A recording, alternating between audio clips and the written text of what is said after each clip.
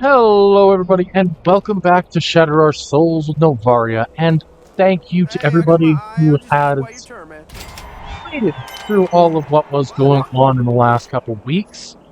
I know I've been very focused on what ended up happening with Mad Mel. For those that don't know, yes, he was defeated without the use of any weapons, or bullets for that matter. So hooray for that. Now, today we're going to take a couple deeper dives into a couple of the side missions. Notably, we are heading to the Tetanus Warrens and the Rest Commons. And so at this point we actually have a couple major things that we can visit. The first is actually what I consider the standard video game multi-act structure. Now, in many games, especially RPG-esque games, you end up with what is labeled the multi-act system, where a game is split into roughly 3 parts, unless of course it has multiple chapters. And so you can see this actually as far back as games like Super Mario 64, where you end up with the main floor, the basement, and upstairs as 3 separate parts of the game. Each of these 3 parts focus in on difficulty, focused in on different styles of platforming, higher end gameplay, and in general, expected more of the player at that point in time and showcased that there was more to this problem that met the eye. Borderlands, in many cases, follows a similar ideology, wherein Borderlands 1 has 3 major arcs. The arrival to Borderlands as a whole, the arrival to the arid Badlands. Now, generally speaking, the arrival to the arid Badlands itself ends up ending after the Dull Headland and the defeat of Mad Mel. The second arc, if you will, lasts until you beat around the Baron Flint, I believe his name is. The battle against Flint marks off the 3rd major arc, which ends after defeating the Destroyer. These 3 sections of the game focus in on different aspects of the Borderlands as a whole, where Borderlands 1's initial approach to gameplay and storytelling is all about mission after mission, trying to find the little odds and ends that actually make the game consistent, make people kind of driving you in the direction of the vault. It tells you the vault is real and that it's something that you have a hand in a great destiny or whatnot, that you will end up saving Pandora, but they don't really give you much for information. It's the mystery that drives you forward. In the second half of the game, you end up reaching a point, or second arc. You end up reaching a part where you are close-ish to Patricia Tannis. Tannis wants to gain access to the vault key, and by gaining access to the entirety of the vault key can open up the vault to find out what's inside. This section is more about connectivity, about putting the dots together, about the fact that Borderlands 1's entire storyline and structure is tied directly to this artifact. This artifact that you received part of after defeating Sledge. It's a sign of power, but it is also a show that these individual warlords have more to them than what might ordinarily meet the eye. This is the goal of Borderlands 1's second section. And all honesty, I really like this idea, because it means that for the majority of the second section of the game, you get numerous smaller tests that kind of tie into it. The first being that you have to find a way into Crom's Canyon. To get to Crom's Canyon, you need to access not just the east side of the borderland or of the Rust Commons, but also the west side. Both halves of this are part of the same problem, which is great. Once you gain access to Crom's Canyon, you have another boss with another piece of this key that's dangling in front of you, just waiting to be discovered. What could it possibly be? At the end of defeating him, it's revealed there is a third piece believed to be a little bit further ahead. In, I believe it's the Trash Coast or something of that nature, being guarded by an incredibly large beast known as a Rakhai. Cool. The third piece is there. And so, yeah, after defeating the Rakhai, you have access to every single piece of the key altogether. You can tell because every piece you gain access to throughout the game ends up with a singular, or being about a third of a circle. Cool. So you have all three pieces, or so it seems. What next? Well, really, whatever's next is whatever you want to make of it. See, it caught me off guard that there were three pieces of the key, and yet I was looking for a fourth. I believe it's somewhat intentional because that first key piece you get from defeating Sledge is either not fresh in your mind or something of that nature. You kind of almost forget about it by the time you get to the later portions of the game. And this is, I think, an important detail. Because after defeating the third piece or after gaining access to the third piece, you're sent to fight Baron Flint, who is said to have the fourth. Somebody that the individuals in charge of the main community of New Haven say they don't want people going past. Flint is intended to be a villainous entity, somebody who is more powerful than virtually anyone else you've fought up to this point.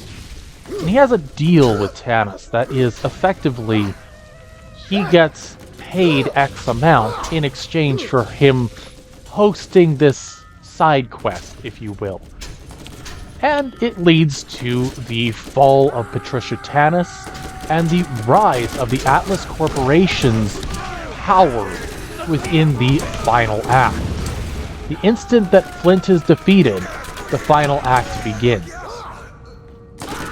Now, as an individual, I enjoy reaching I enjoy the early game more than the mid game, but I enjoy the end game far more than the early game. Why is that? What's the reason behind my enjoyment of different portions of the game? Well, for one thing, the mid game is very heavily tied into storytelling. It's putting the building blocks together.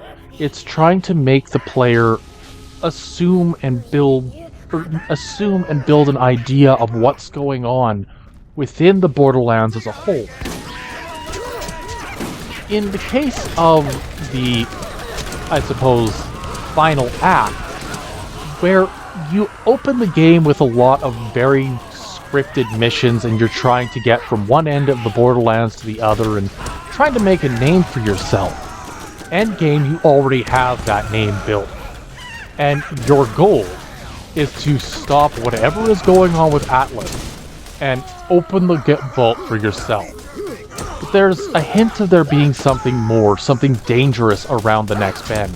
Something that you, the player, are not necessarily privy to, but you understand that these are dire circumstances. That whatever you do, positive, negative, or otherwise, is going to come back to haunt you as a player.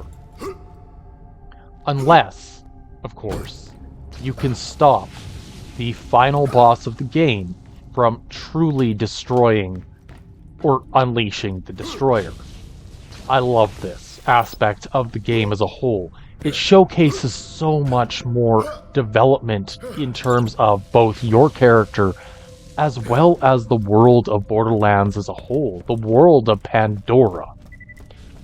And I think that's a great thing. This 3-act structure allows for a more gradual approach and build up in action towards this final arc. Everything makes sense in the end, if kind of ridiculous at times. But is that not the point of Borderlands as a whole? Anywho, all that being said, I also wanted to take a little bit of a look at, I guess, the Tetanus Warrens. This area is very similar to the Lost Caves that are shown in the beginning of, or in the Lost Caves near the arid Badlands. And the reason that I personally prefer this version to that version is that by the time you reach the Tetanus Warrens, you are supposed to be a relatively well-rounded character. You're supposed to have an idea of what your build is going to look like long before you reach this point in time. And that's kind of an important detail to note, because if you look at some sections of the game, especially the early game, you're really relying very heavily on certain aspects of your character working well, having decent weapons to start out. You don't necessarily have all your ducks in a row. You don't have what you need to make the game run or work properly. But what you do have is a series of coincidences and lucky circumstances that guide you towards this point. By the time you get here, your character should be well defined, and dare I say, there's a pretty good chance that you can overpower any of these bandits with relative ease with a properly built character. And I'm not referring to this in terms of just having, Brick being able to punch his way through various problems. Well, yes, that is definitely important. It's not something that is going to make or break a run. No, I'm not referring to that. I'm referring to the fact that at the end of it all, Borderlands has everything more or less set up for the corrosion crystal harvest, as well as battling against a new entity. This entity is none other than King Wee Wee. King Wee Wee is probably one of the weirdest entities you'll find. He is a mutant midget psycho, but he is built to be something totally different. In his hand, he holds a special shield, something that, to my recollection, doesn't do a whole lot. But the shield, as well as some of his gear, allows for a Nova effect. This, of course, makes him incredibly powerful. But more than that, King Wee Wee's Super Booster, while being a low-quality shield, is massively beneficial to Brick. Because Brick's generally high health means that having something that increases his health by 15% makes him an absolute unit on the battlefield, and something that is going to be incredibly important in the near future. Anywho, with Wee Wee defeated, we say goodbye to the Tetanus Warren, which isn't all that surprising. It is another relatively small location. Unlike the Lost Cavern or the Lost Cave, the Tetanus Warren is very quick, to the point, very short-lived.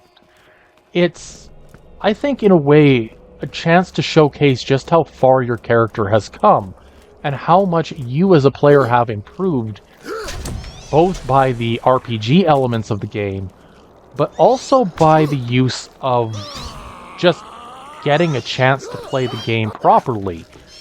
You gain more experience, more consistency beating various enemies. And that's, I think, something that I personally love about this game. Anywho, with all that being said and done, what's next? Well, we actually have a couple options at this point, and most of them are bad. We could continue into the Rust Commons and tackle a couple of enemies over there. And the Rust Commons is going to probably be the main area for the next little bit. The east or west side, depending on which one is closest, is going to be a huge bonus.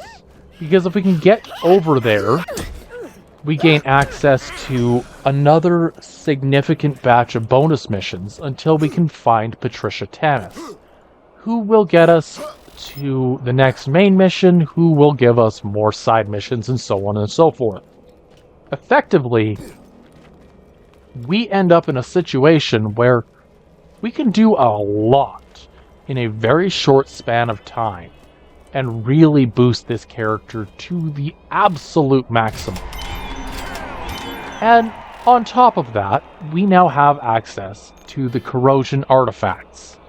Now, I did get it just before entering the Tetanus Warrens, but regardless of having that or not, the fact of the matter remains that Brick is pretty well stacked at this moment. There isn't exactly much that can be done to slow us down at this point. And I find that both a good and a bad thing. See, Borderlands 1, and by extension the entire franchise as a whole, has a bit of a rough situation where it comes to difficulty balancing. In the early game, you're usually outclassed by virtually everything that comes your way. Be it Nine Toes, the Skags, be it the general enemies as a whole, you're pretty well in trouble 90% of the time. But that's not the end of the world, is it? I mean, you're gonna figure it out, you're gonna get everything solved in some capacity over a span of time. No, that's not the problem. The problem comes in the form of the mid and late, or in the mid game. See, if you have beaten every single side mission to this point, you're probably 2-3 levels above the level of your main enemies at this point. Your basic run-of-the-mill Joe Schmoes. And that's kind of a big issue for these poor buggers, because they effectively have no legs to stand on to fight against you anymore. The higher your level becomes, the less effective their shots become. The less effective their shots become, the more you can just kind of bully your way through the H problem as it comes up. This means that while your stats might remain relatively small by video game comparisons, like, I think my max level character has just over 2,000 health. His stats are relatively small by comparison to other RPG-esque games.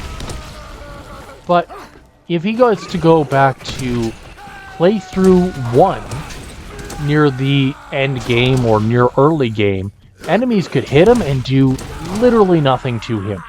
I think it would take something like an hour of just taking damage before my character would reach a point of being dead enough to actually fall in combat. This is a huge, huge issue. So, mid-game, at this point, we're getting to a point where most enemies can't hold up against the player for an extended period of time anymore. It's much more difficult for your average opponent to deal damage to you. So, what do? What is the number one solution? Well, my number one solution is pretty simplistic. Keep on trucking. I personally don't... I like the fact that you get to a point where you feel powerful. This isn't necessarily meant to be a power trip style game, but it is meant to be something that makes the player feel more powerful, more important as the game continues on. And I love that. By end game, you are supposed to feel incredibly overpowered. You are supposed to be able to shred through enemy defenses like it was a hot knife through butter. because that's part of the rise in action. You have done anything and everything in your capability to beat these bad guys back. And now you get to reap the spoils. Showcase just what you are capable of. Most games don't give you that option. Most games don't showcase that level of character growth and development. Not the way that Borderlands tends to. And while sure, some games out there do a much better job of this than others, I think it's a great thing to include as part of Borderlands' story and world building as a whole. But, what do I know? I'm not exactly the biggest Borderlands tuber out there. Instead, I'm more of a general gamer. Somebody who enjoys gaming as a whole and just wants to showcase it. Wants to share it with the world. And I think that's one thing that makes me both unique and as non-unique as possible. But dare I say that is what it is. Anywho, at the moment we're in a side mission regarding a series of upgrades for one of Scooter's new builds. Wanting some fenders, some fuel cells, and an engine block for some unknown reason. My guesstimation is just building yet another version of the runners, possibly the racer that is showcased in one of the DLC, the General Knox DLC. But regardless of the fact whether it is a special circumstance or not, Scooter has shown in numerous occasions at this point that he is definitely on our side as an individual. There are some characters in Borderlands that showcase themselves as being more interested in one team or another. Scooter, after witnessing you defeat Bonehead, or sorry, not after witnessing the defeat of Bonehead, Nine Toes, he mentions that, oh, are you the guy who's going around killing all the things that people ask? I've got a special mission for you. I need you to deal with Bonehead to fix up this machine. And that, I think, is an important entity and emphasis that you need to accomplish this mission. The entire ideology of Borderlands 1 is often tied to the idea of community, of working together towards a common goal. And while I definitely don't necessarily see this as doing that idea the justice it potentially deserves, I do believe that there is a lot to be said about how the community mindset drives Borderlands plot forward.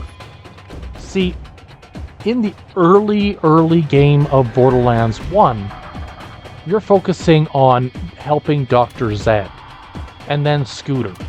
And sure, you help out Tetanus a couple times through collecting some side missions and whatnot. But in general, every mission you get from the early game is Dr. Zed offering it to you.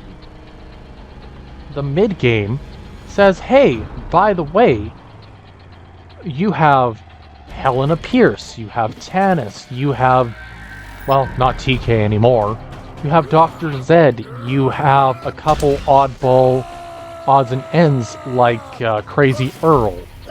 And all of these entities that start to get involved in your journey as a whole are partially because every one of these individuals has information that you, the player, or Vault Hunter, need in order to find the key or open the vault.